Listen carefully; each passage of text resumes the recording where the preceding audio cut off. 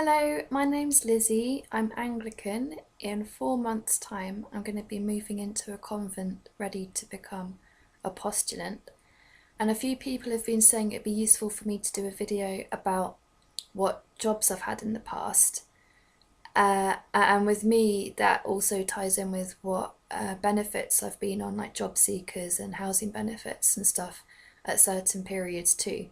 And I suppose that the wider context of this is a context that I guess most people in this country in their 20s and 30s are well aware of, that whereas people generations, like in the generations older than us, might kind of have this assumption that just because you've got a first class degree or a master's or you went to Oxford or whatever, that somehow makes it easier to find work. There are like those of us kind of more my age group, but we know that thousands of people are getting really good degrees and really struggling to find jobs. So here's just like one story of thousands of someone coming from uni and yeah, struggling to find work. And here's the jobs I've ended up in and the kind of route that I felt God taking me down. I will hold your people in my heart.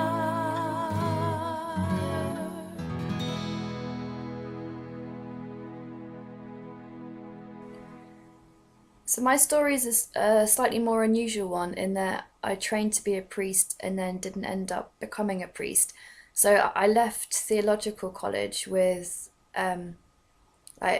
yeah, first class degree in like undergraduate degree in theology and then a master's in applied theology, and that was from like Oxford Uni. Um, but at the same time, I left theological college with nowhere to live and no job to go to. So it was, yeah, I suppose a lot of people leave uni in a similar position actually. That just because you've reached the end of your degree doesn't mean you found somewhere to live next or found a job to move to next. So yeah, I was in that position, and so the first thing I did was volunteered as a kind of full-time volunteer with the Simon community, which has different communities around the country. I think I went to the one in London near Camden, and for a number of months I was basically a kind of live-in 24/7 volunteer. I think we had like a day off each week because it's very intense, but the idea was that you were helping rough sleepers full time, and to avoid being patronizing you would eat the same food as the people who are homeless, and we were given a mattress. There were about three volunteers sharing a room, like different genders, and you were just given a mattress to sleep on. And we lived in a terraced house, which opened up as a day centre in the day, but it didn't act as a hostel overnight. And then we did lots of stuff around this, around like inner London, like soup kitchens and cafes, and as in like outdoor soup kitchen style cafes on garden chairs, like giving out tea and coffee, and basically spending hours each day just chatting with rough sleepers. So I did that for a few months, but I couldn't sustain it for that many months because I just had like no space to myself, and it was really difficult, like sharing a room with different men, and you're having to keep changing bed every few days, and it wasn't something that I could do long term. So then came the issue of trying to find a job and trying to find somewhere to stay. So thanks to various like family members and friends, I was able to stay with them for kind of periods of time. And at that time I went on to job seekers allowance because I genuinely was looking for work then, whereas it would have been dishonest to claim job seekers while I was being a full-time volunteer. And that was when I first realised how in the present, what's like the present way of how jobs work, obviously a lot of them, what they want you to have work experience in that area already, but these days a lot of things seem specialized into, the employers want you to have NVQs in very specific areas. So I was in that position of like maybe I would have been capable of doing NVQs in certain things, but for a start I didn't have the means to afford like to do any NVQs, But also, I think to pay to do qualifications, I guess you've got to feel that's a whole kind of career or job route that you want to go down. Whereas I didn't feel drawn to any particular profession or career. So I ended up looking for work where I didn't need to have like an MVQ or a particular qualification, which I couldn't afford to do anyway. Um, so that's when I came to Leicester. I stayed with a friend from when I was training to be a priest. Like I lived with her for a bit, and eventually found a job at YMCA where I was a key worker to adults who were 18 to 30 who were homeless. And I guess I got that because I'd been volunteering full time with homelessness. So that's when I was working at YMCA, I used to encourage the young people that I was supporting that even if you can't afford to do NVQs, or even if you haven't got like a degree and stuff, I found that it was actually more than degrees that I might have had. It was my volunteering that opened up a job opportunity. So I've often tried to point that out to people. Just yeah, how volunteering can help you find a job possibly. So yeah, I was really fortunate in that it was maternity cover. So I was given a year's job as a key worker at YMCA, and then when that maternity cover came to an end, I needed to look for a different job. And again, I had the same old thing of it being really difficult to find work unless I had NVQs in specific areas or a degree, a different degree in a whole different subject. Mine was theology, so it wasn't like directly relevant in the ways that people wanted some sort of specific, like, I don't know, social work or something, that they wanted specific degrees in a particular area. So I was looking again for trying to find a full-time job that didn't need these specific qualifications that I didn't have and was struggling to afford to do, or struggling to find the time to do. Once you're in full-time employment, it's difficult to sort of do an MVQ on the side. I'm sure people do it. So yeah, I realised that obviously caring for people is something I quite like to do. And so I found a job in care that didn't, they said that they would train you themselves. They didn't need you to have any specific qualifications first. And thankfully they saw that I'd done bits of caring in my past. But this was it was a bit more personal care, and it was more supporting women one-to-one, often in their own homes, like women who'd maybe been sectioned or who'd been in a mental illness specialised hospital, and who'd gone back to living on their own in the community. So it was, yeah, supporting them in their own homes. Some of them had mental illnesses, some of them had learning disabilities, and some had physical disabilities, and some had a mixture of those. So I did that for about, just over a year. And I enjoyed the job itself, but it was getting increasingly difficult, like the hours that they wanted us to do, the various shifts. And some of these ladies, they're doctors, or they're maybe psychologists or something, were recommending that they had some time on their own in the morning. So then as a member of staff, you'd have to sort of stay the night, disappear at 9 a.m, reappear at 11 a.m, and you weren't paid for those 2 hours in between. And you couldn't really go home in that time, and you couldn't hang around a local cafe for a whole 2 hours. And just lots of members of staff at the particular place I worked just found it increasingly difficult, or they might ask us to not be at work all afternoon and then just pop into a lady just for 1 hour in the evening and stuff like that. So several of us left at a similar, or looked to leave at a similar time, because it was just really difficult working for that particular sort of care provider, I suppose. And also I was doing so many evening shifts, and I was on a rota where you didn't really know what you were doing until about 3 days, sometimes 1 or 2 days in advance. You'd be given like the next fortnight's rota with not much notice. And because I was increasingly involved with church stuff, or just was trying to have like a life where I could get to know people, because I didn't know really anyone in Leicester when I came here. So even just sort of for healthy reasons of being able to meet up with people or have fun or do something outside of work, I realized that I needed to look for a job that was more like mostly daytime hours. So then I was just, by then, I just couldn't find anything on the job sites that looked even vaguely relevant to me. Um, and yeah, in all this time, I still didn't feel called to a particular um, profession. Like some people were saying to me, like, "Oh, you've got these degrees, shouldn't you have like a proper profession, like teacher or nurse or lawyer or something?" But I said that I was in all this. I was trying to sort of discern where God wanted me, and I just whenever I thought about these kinds of things and prayed about them, I didn't feel that the right route was to be paying to do another degree in a different area to go down a different career route.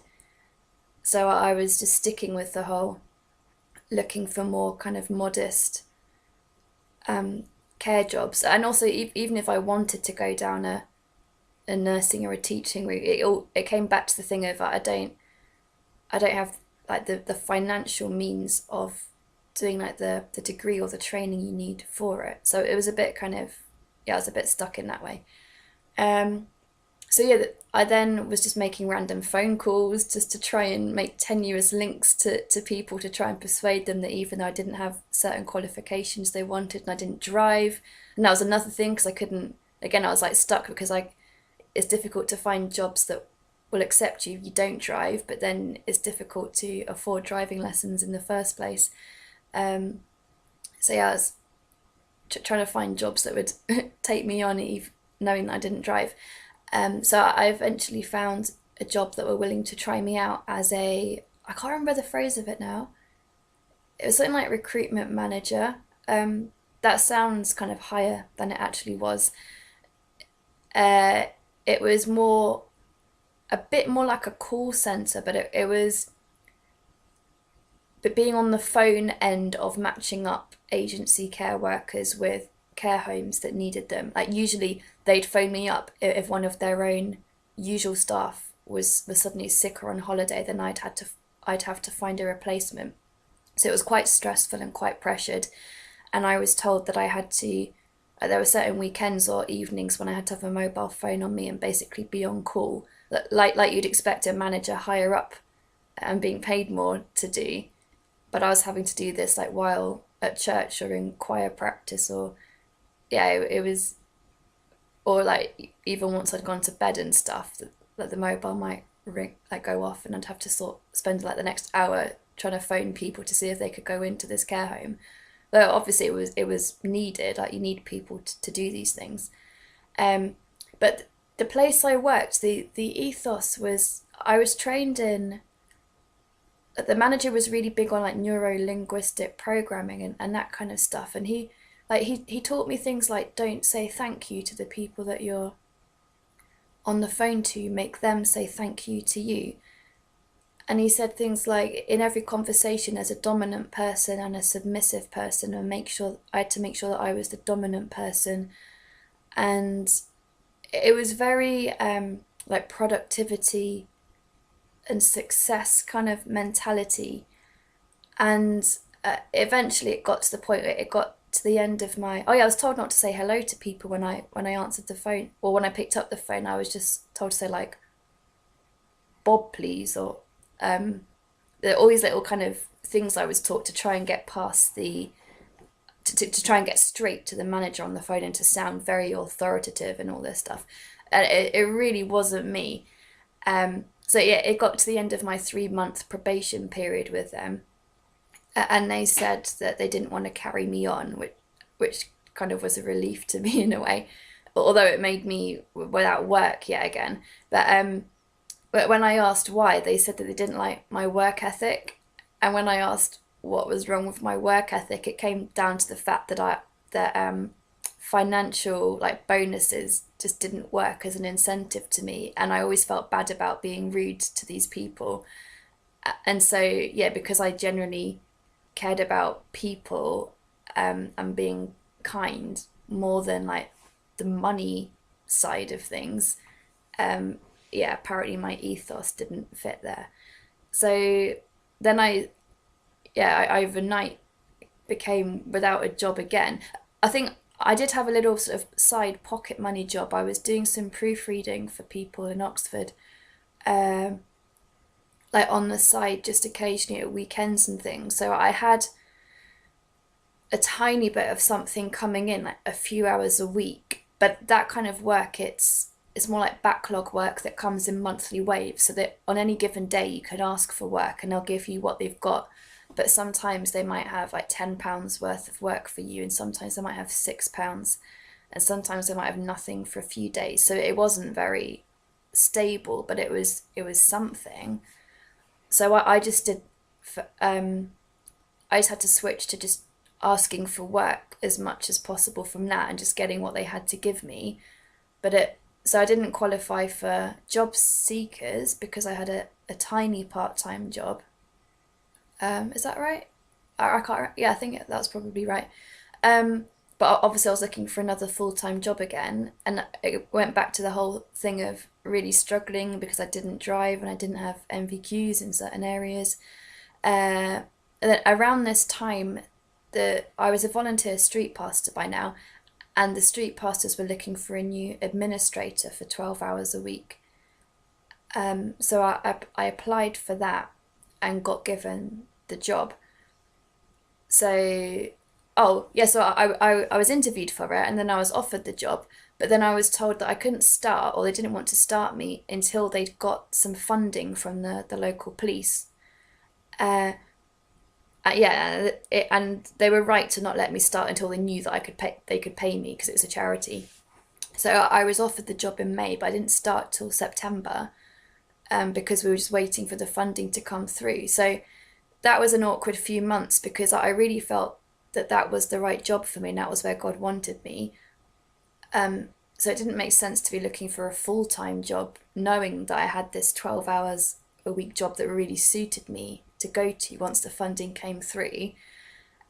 So over that summer, that's when I was just on this sort of proofreading. Sometimes they had work, sometimes they had £6 for me, etc. So over those few months, I applied to be on housing benefit to help with my rent because obviously I couldn't afford my rent and my bills just on my £6 here and there. And that's when I learnt that because I was under age 35, I think it is, that the new government had changed things so that if you were under 35, you weren't helped with all your rent. They'd only help with like 2/3 of it or whatever it was. So yeah, then I felt penalised as for being under 35, on top of the fact that it's just difficult for so many of us coming out of uni to find a job. And then because my proofreading is effectively a 0 hours contract, that they can't guarantee how much work they've got for me or any, they that was a nightmare when it came to housing benefits, which works better when you've got a predictable income. So sometimes housing benefits were giving me overpayments, which wasn't my fault. So then they were saying you need to pay back £10 a week to us on a repayment thing. And I'm thinking, well, I had about £11 a week to live on for food, and they were wanting me to pay £10 of that back just because of the situation that comes with benefits when you've got an irregular paying job like my proofreading 0 hours contract was. So I managed to like argue it down or whatever, get it down to £5 a week that they wanted me to repay back. But that gave me £6 a week for food. So then for a few weeks, my priest then had to write a referral for me to get food parcels. And then that was difficult because my proofreading had to be done at certain times of day, and a lot of food parcel places, food banks, are only open at certain hours of day. So if you've got to be at work and you are dependent on a food parcel, that can get really difficult too. So it opened my eyes to so many different things that people that people are facing, especially like the whole, how 0 hours contracts really mess up benefits and cause you to have to pay back. Oh yeah, it was a nightmare. So yeah, eventually the street pastor's job got the funding, and so I've been in that job. It's 12 and a half hours a week ever since, for like the last 4 or 5 years now. And that, I really liked that job because it really did feel like where God wanted me, and it uses lots of things of my past, and it just suits me better than any other job that I'm going to find, really. But then because it's only 12 and a half hours a week, and I'm needing to pay bills and rent and stuff, I needed to try and find other part-time jobs that would supplement it. So I had the proofreading, which sometimes gave about, it could give up to 20 hours a week, but more like 10. So I still needed to find another job.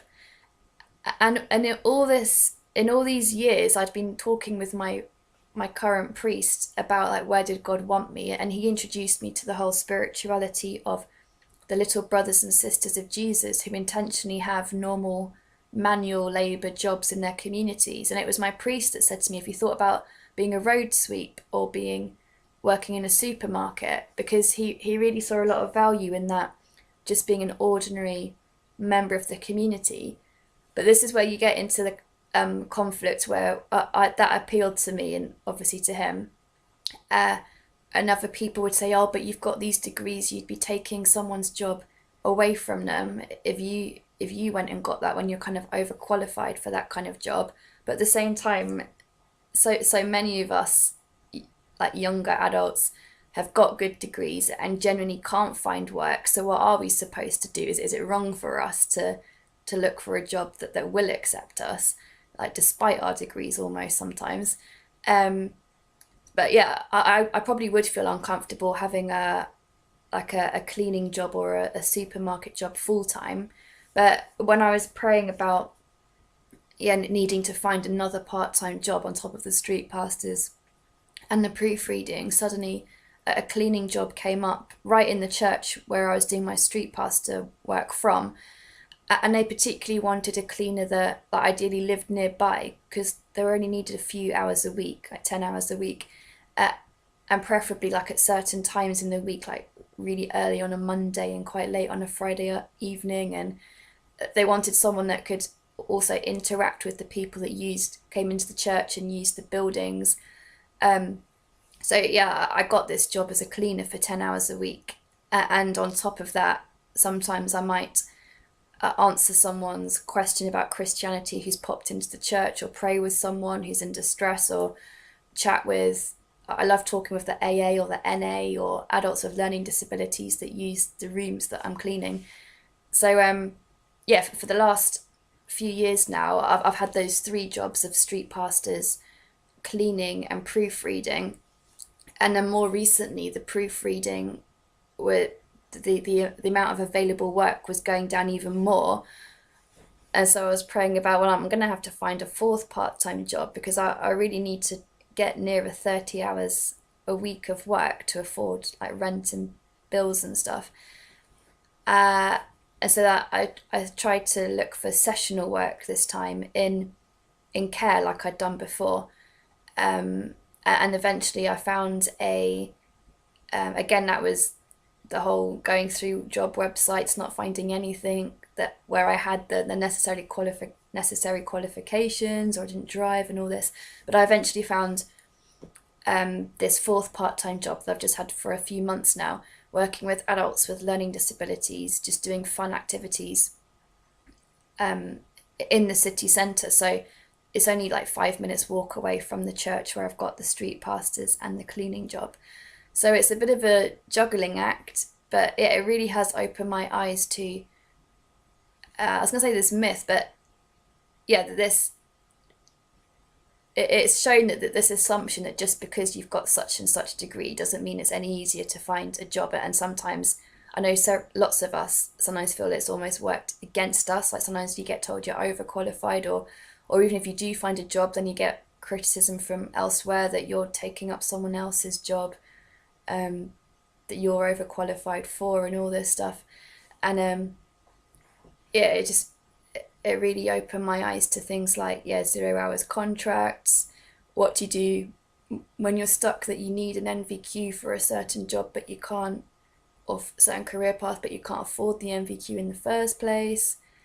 Yeah, oh my goodness, it's been a journey. But yeah, it's opened my eyes to a lot, and I expect God was, I'm sure God was helping me find these jobs, and I've got this sort of, it's quite almost miraculous how I've managed to find all these different part-time jobs that do just about make up a full-time work week.